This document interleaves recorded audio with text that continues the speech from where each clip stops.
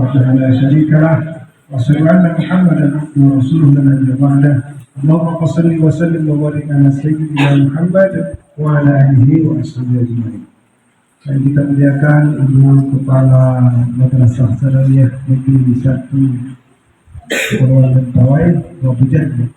Kemudian Bapak Ibu Wakil Kurikulum, Wakil Pesantren Kesiswaan, kemudian Bapak Kasukat KTU, ada guru-guru kami di sini, ada Pak Iman Nasution dan Pak Sudri Fajri, beserta para guru dan rekan-rekan. Alhamdulillah, gimana kabarnya, sehat? Alhamdulillah. Ada yang kurang? Tidak, alhamdulillah. Bersyukur kita kepada Allah. Siang ini kita diberikan kesehatan dan kesadaran untuk menjadi hamba Allah. Kita sholat berjamaah, insya Allah ini akan menjadikan kita semakin sehat walafiat, baik jasmani maupun rohani. Salam dan salam bagi Rasulullah Muhammad SAW. Mari kita perbanyak selawat, jangan pernah hari-hari kita kosong dengan selawat.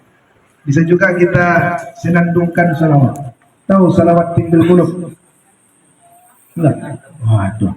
Allahumma sholli ala sayyidina Muhammadin tibbil qulubi wa dawaiha wa afiyatil abdani wa shifaiha wa nuril absari wa diyaniha wa ala alihi wa sahbihi wa sallim. Wah, 3.000 orang ngomong.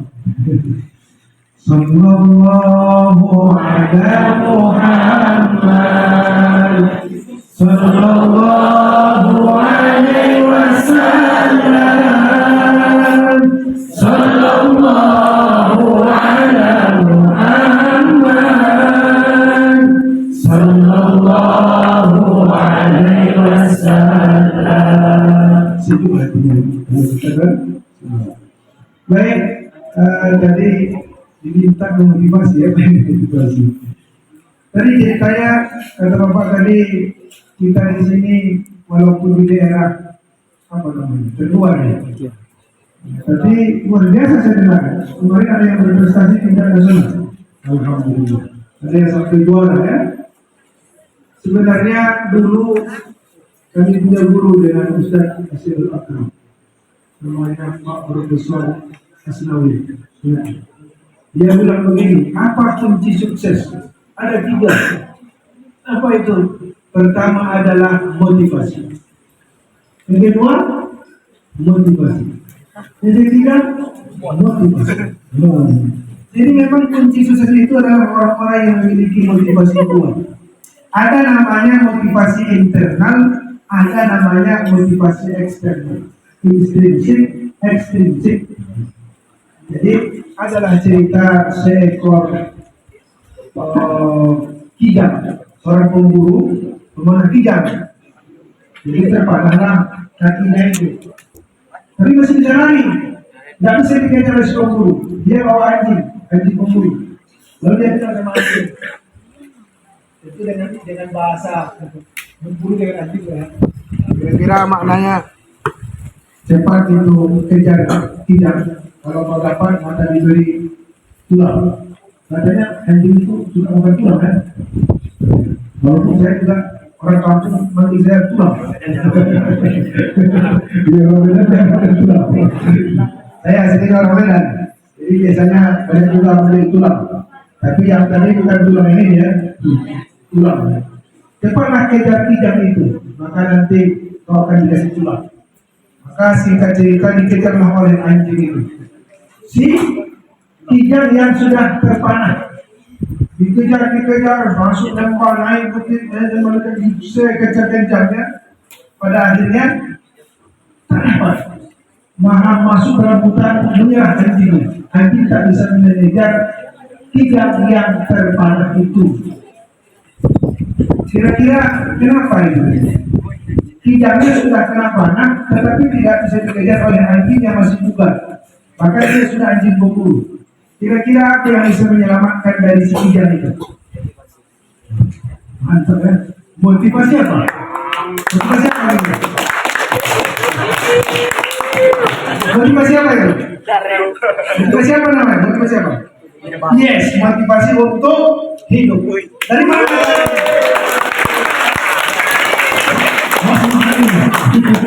Kalau tadi anjing itu apa motivasi enggak? Betul kan? Motivasi apa? Tulang. Apa bedanya motivasi si kijang sama motivasi si anjing? Sibuk. Apa bedanya motivasi si kijang sama motivasi si buku? Oleh sudah kasih kunci itu. Kalau si kijang tadi motivasi bertahan hidup, dari mana itu? Luar ke dalam? Dalam itu disebut dengan motivasi intrinsik. Tetapi si buku tadi berlari, dia dapat motivasi juga. Itu berupa tulang, dari mana? Dalam dirinya atau dari luar dirinya? Dari luar, itu namanya motivasi ekstrinsik. Mana yang lebih kuat pengaruhnya? Motivasi intrinsik atau ekstrinsik? Dari dalam. Jadi kalau Anda semua ingin maju, bangunlah motivasi dari dalam dirinya. Tentu kita punya pengalaman yang berbeda-beda. Yang pasti kamu pengalaman sekarang berada di Kepulauan Mentawai. Kata Pak Ustaz tadi masuk kategori terluar, tapi kan tertinggal kan? Tertinggal. Ya. Nah, tertinggal, terdalam. Sampai terlupakan. Sampai terlupakan.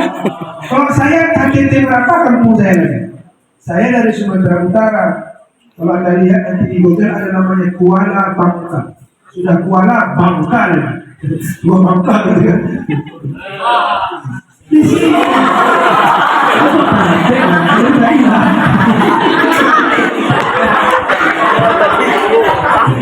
Sampai sekarang kampung saya itu tidak ada masuk aspal. 40 km itu jalan tanah. Sampai sekarang. Dulu kalau saya sekolah itu naik kapal itu naik bot bukan kapal itu sampai 2-5 jam. Bisa 2 jam naik ojek lagi atau 5 jam. 5 jam naik bot baru naik ojek. Kalau saya bilang apa namanya RPT, itu namanya ojek. Baru naik bus. Ya, kalau saya sekolah sebisa Anda ini, sekolah saya itu sekolahnya 10 sebalik. Maksudnya 10 keluar sebalik. Iya, pernah nonton film Laskar Pelangi. Sekolah saya lebih parah dari Laskar Pelangi itu. Lima lagi, papan, bawahnya tanah, kasih pasir, tiap kali kami piket nyiram supaya nggak keluar kampungnya. Tidak ada toilet, tidak ada WC. Kalau tersasar, lari saya kalau nggak keluar. Sampai rela, untung nggak lawan. Kalau mau KBAP, pakai sungai. Parah. Tapi alhamdulillah dengan semangat yang kuat tadi, saya harus maju, saya harus berhasil, saya harus lebih baik. Saya harus bisa merubah keadaan keluarga yang dulu mungkin orang tak pandang, malah kita sering dihina orang, gitu ya. Apalagi saya termasuk dari keluarga yang tak mampu, gitu. Tapi alhamdulillah akhirnya bisa sekolah terus, masuk ke aliyah, senawiyah. Saya senawiyah 2 tahun cuma tutup sampai sekarang tak buka lagi. Pindah ke SMP di sana kebanyakan non muslim juga. Akhirnya saya ke aliyah, ke pesantren, masuk Kiai Nurul Padang. S1 di sana jadi guru sama dengan Ustaz sudah akrab sama dulu di Yayat. Kemudian saya jadi guru di Padang, masuk juga guru senawiyah sampai S3 sampai mencapai doktor. Alhamdulillah. Dulu tidak terpikir dokter, kuliah aja tidak terpikir kan? Tapi karena tadi semangat yang kuat, adanya itu semua bisa kita lalui.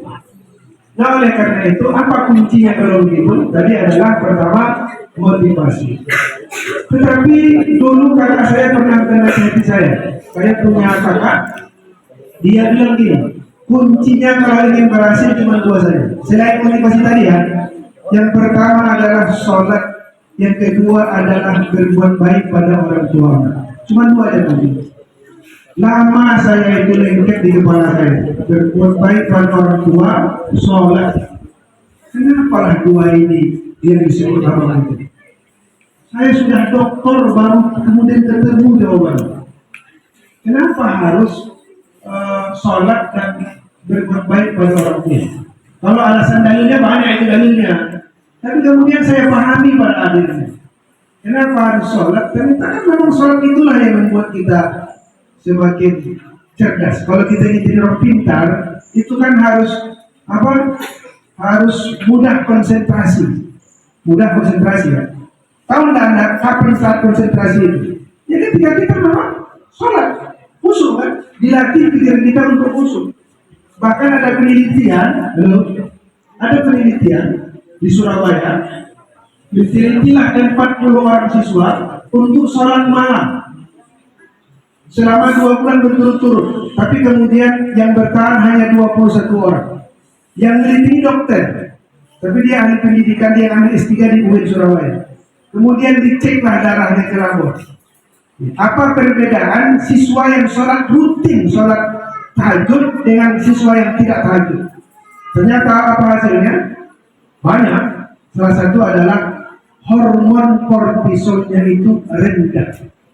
Ayo, yang belajar biologi, IPA, apa itu hormon kortisol?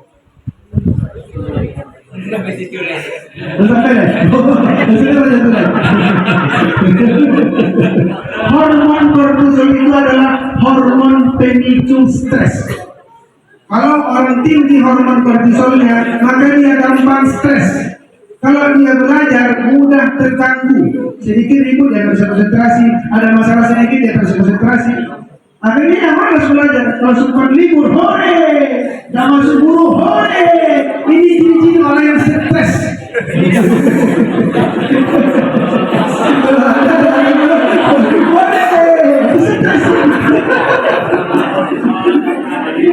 Dia tertekan guru matematika, tertekan guru agama, tertekan bahasa Inggris, tertekan oleh bahasa Arab, apa dia bawa?